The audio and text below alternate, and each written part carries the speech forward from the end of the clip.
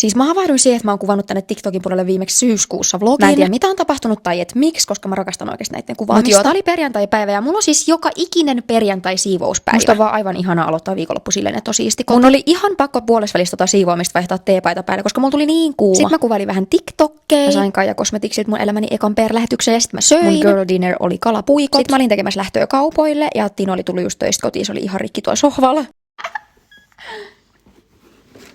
Mä vein roskat roskikseen. Mä kävin Sokokselta ostaa mun lempparimäkin huulipuneesta, sen jälkeen mä menin Timanttiselle, kun mulla oli sinne lahjakortti. Ja sit mun joka perjantaisen traditioon kuuluu se, että mä haen sittarista irtokarkkeja ja sushi. Eli tää on yksi syy, miksi mä rakastan perjantaita. Mä en käynyt tällä kertaa juoksemassa, mutta yleensä tää mun traditio tapahtuu suoraan mun juoksutreenin jälkeen. Sitten mä hain postista pari pakettia. Kassi Alma on välillä mun toinen nimeni. Ja sit sittarista mä menin suoraan Prismaan, koska siellä on sellaisia juttuja, mitä mä en saa sittarista. Ja nyt mä näytän ne teille. Ostoslistalla oli ainakin ketsuppia, sit oli kaakaota ja noi on mun lempparisipsejä, siis noi on best. Ja sitten talouspaperi. Oikeasti mulla oli syli täynnä ostoksia ja tavaraa. Ja sitten vielä toi Marabon suklaalevy. Siis yleensä perjantaisin maastaan koko viikonloppu herkut kerralla. Ei tarvitse sitten ravata kaupassa. Sitten mä avasin ton Dermaromelta tulleen PR-lähetyksen ja sieltä tuli Mario Badeskun ihonhoitotuotteita. Ne on aivan ihania. Ja sitten tollanen vaniljahuulirasva. Sitten mä nautin mun sushit, siis oh my god. Hyvä. Sitten mä menin Tuulille, meillä oli Tuuli ja Merinkaa leffailta ja sitten me herkuteltiin. Sitten kun mä tulin kotiin, mä tein iltajutut ja aloin nukkumaan, mä olin tosi väsy.